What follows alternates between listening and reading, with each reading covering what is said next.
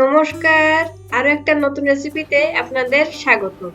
মাত্র 10 মিনিটের মধ্যে কিভাবে এত মজার একটা রেসিপি বানানো যায় সেটাই আজ আপনাদের সাথে শেয়ার করব। শুধুমাত্র আটা দিয়েই কিন্তু এই নাস্তাগুলো বানিয়ে নিয়েছি।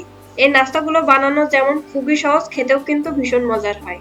বিকেলের নাস্তা কিংবা বাচ্চাদের টিফিনে এটা ঝটপট কিন্তু বানিয়ে দেওয়া যায়।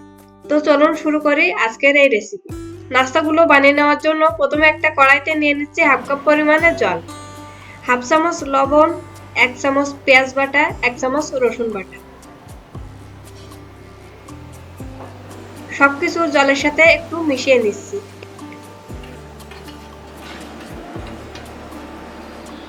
এবার 1/2 চামচ করে দিয়ে দিচ্ছি জিরা, ধনিয়া, হলুদ আর শুকনো লঙ্কার গুঁড়া। দিয়ে দিচ্ছি 1/2 চামচ তিল, তবে এখানে তিলের পরিবর্তে আপনারা কালো জিরাও ব্যবহার করতে পারেন। সবগুলো মশলা জলের সাথে ভালো করে মিশিয়ে নিচ্ছি।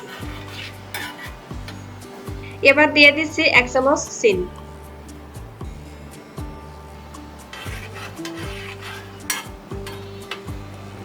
তারপর জলটা যখন একটু গরম হয়ে আসবে তখন দিয়ে দিচ্ছি 1 কাপ পরিমাণে আটা।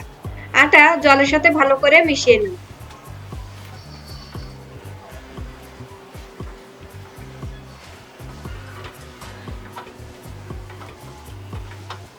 আটা ভালো করে মিশিয়ে নেওয়ার পর এবার দিয়ে দিচ্ছি কিছুটা ধনেপাতা কুচি আর শুকনো লঙ্কা কুচি।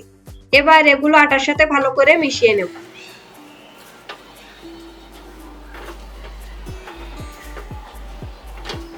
সবগুলো মিশিয়ে নেওয়ার পর এবার এটা আমি নামিয়ে নিচ্ছি। আটার ডোটা যখন ঠান্ডা হয়ে আসবে তখন সামান্য আটা দিয়ে এই নাস্তার জন্য ডোটা বানিয়ে নিই। নাস্তার জন্য এই ডোটা একটু সফট করেই বানিয়ে নিয়েছি। তারপর এই ডো দিয়ে একটা রুটি বেলে নিই। আমরা সাধারণত বাড়িতে যে রুটি খাই তার থেকে একটু পুরু করে এই রুটিটা বেলে নিয়েছি। এবার এই রুটি থেকে ছোট ছোট করে নাস্তাগুলো কেটে নিচ্ছি। আপনারা যে কোনো শেপের এই নাস্তাগুলো কেটে নিতে পারেন। এই নাস্তাগুলো কিন্তু নরমাল ফ্রিজে 1 সপ্তাহ পর্যন্ত সংরক্ষণ করে রাখা যায়। যখন খেতে ইচ্ছা করবে এগুলো শুধু বের করে ভেজে নিলেই হবে।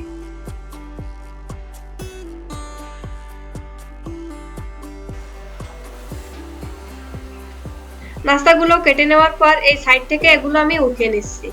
এগুলো দিয়ে আবারও নাস্তা বানিয়ে নেব। দেখুন সবগুলো নাস্তাই আমি বানিয়ে নিয়েছি আর এটা দেখতে কতটা সুন্দর হয়েছে আর খেতে কিন্তু ভীষণ মজার হয়। আগে থেকেই একটা কড়াইতে পরিমাণ মতো তেল মিডিয়াম হিটে গরম করে নিয়েছি। এবার নাস্তাগুলো কড়ার এক সাইড থেকে একটা একটা করে দিয়ে দিচ্ছি। দেখুন সবগুলো নাস্তায় কিন্তু ফুলে উঠেছে। চায়ের সাথে খুব সহজেই এটা কিন্তু বানিয়ে নেওয়া যায়। একপাশে চা বসিয়ে খুব সহজে কিন্তু এই নাস্তাগুলো বানিয়ে নেওয়া যায়। নাস্তাগুলোর এক সাইড ভাজা হয়ে গেলে এবার আমি উল্টে দিচ্ছি। এভাবে উল্টে পাল্টে নাস্তাগুলো আমি ভেজে নেব। নাস্তাগুলো দুই সাইড যখন ভালোভাবে ভাজা হবে আর কালারটাও চেঞ্জ হয়ে আসবে তখন নাস্তাগুলো আমি উঠিয়ে নিচ্ছি।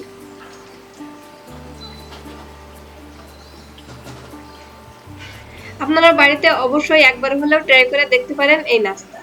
আশা করি ভালো লাগবে।